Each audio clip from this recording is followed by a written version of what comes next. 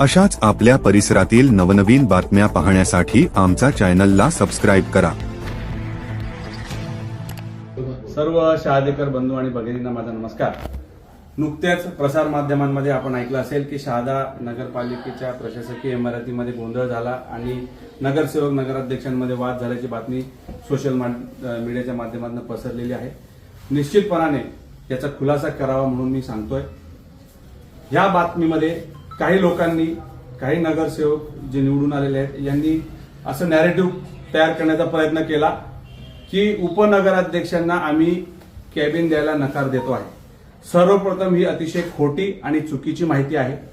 मी यापूर्वी देखील सांगितलं होतं की उपनगराध्यक्षाचं कॅबिन ऑलरेडी माननीय मकरंद साहेब हे जेव्हा गटनेते होते मागच्या पंचवार्षिकमध्ये तेव्हा त्यांना उपनगराध्यक्षाचं कॅबिन दिलं होतं। अतिशय कायदेशीररित्या ठराव करून त्याची दुरुस्ती करून सगळी व्यवस्था लावण्यात आली होती। ते कॅबिन आम्ही त्यांना देण्यास तयार होतो। नगरसेवकांचं म्हणणं असं होतं की आम्हाला ठराविकच कॅबिन पाहिजे, ते सुद्धा देण्याबद्दल आमच्या मनामध्ये काही शंका नव्हती, परंतु कायदेशीर प्रक्रिया राबवली पाहिजे।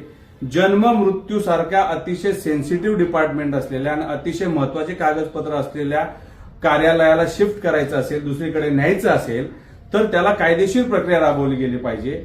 एक साधा अक्षर जरी चुकला तरी देखील सर्वसामान्य नागरिकाला 100 रुपयाच्या ऍफिडेव्हिटसह 5-5, 7-7 तास वेटिंग करावं लागतं, 10-10 दिवस चक्रा माराव्या लागतात।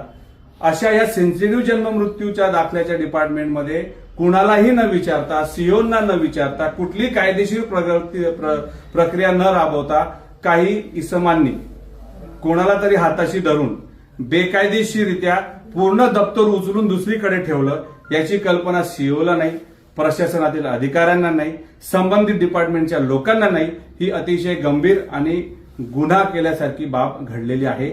याच्या बाबतीत आमचं म्हणणं होतं। कोणालाही कॅबिन देण्याच्या बाबतीमध्ये कुठलंही आमचं म्हणणं नाही। याआधी देखील कॅबिनच्या मध्ये खर्च झालेला आहे। ती कॅबिन जी आत्ताची जी मागणी नगरसेवक करतायत त्याच्यापेक्षाही ती कॅबिन मोठी आहे।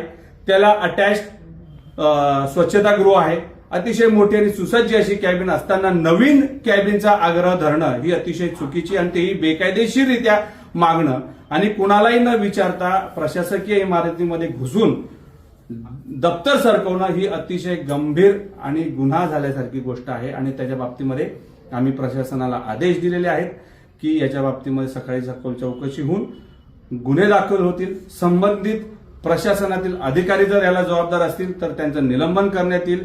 त्याच्या व्यतिरिक्त जर कधी कोणी असेल त्यांच्यावर देखील गुन्हे दाखल करण्याची आम्ही मागणी केलेली आहे। याची सगळ्यांनी नोंद घ्यावी। आमचं कोणाशी वाद नाही। पहिल्या दिवसापासून सर्व शहादेकरांनी ज्यांना निवडून दिलेलं आहे त्यांनी सोबत काम करावं हा आग्रह आम्ही धरतोय, परंतु फक्त 20 जण आम्ही एका साईडला आहोत आणि आम्ही हवं तसं करू, ही अतिशय चुकीची धोरण स्वीकारण्याची प्रक्रिया सुरू झालेली आहे। कायदेशीररित्या जी हवं आहे ती प्रक्रिया राबवण्यामध्ये सहकार्य करण्यामध्ये माझी कुठलीही हरकत नाही। त्यामुळे माझी सर्व शहादेकरांना विनंती आहे की हा वाद जरी असेल तरी सुरुवातीच्या ह्या प्रक्रियेमध्ये या गोष्टी होत राहतील। कुठलाही मोठं याच्यामध्ये जो गुन्हा घडलेला आहे त्याच्या बाबतीमध्ये सिरियस आपण सगळ्यांनी राहावं, याच्यासाठी आम्ही ही सगळी प्रक्रिया राबवली। जे चुकीची माहिती देण्याचा प्रयत्न करतायत की आम्ही कॅबिन द्यायला तयार नाही आहोत, आम्ही यांना बाहेर बसवण्यासाठी इच्छुक आहोत 20च्या 20 नगरसेवकांना, ही पूर्णपणे खोटी आणि मनगडंत अशी गोष्ट हे लोक सांगतायत। याचा देखील माझ्या वतीने आणि आमच्या सर्व सहकाऱ्यांच्या वतीने मी निषेध करतो। खोटं बोलू नका। सर्वांना सोबत काम करायचं आहे, परंतु कायदेशीर प्रक्रिया राबवा आणि मग काम करा, ही विनंती मी सगळ्यांना करतोय। परंतु जे गुन्हेगार आहेत त्यांच्यावर 100% कारवाई होईल हे मी सांगतो। धन्यवाद।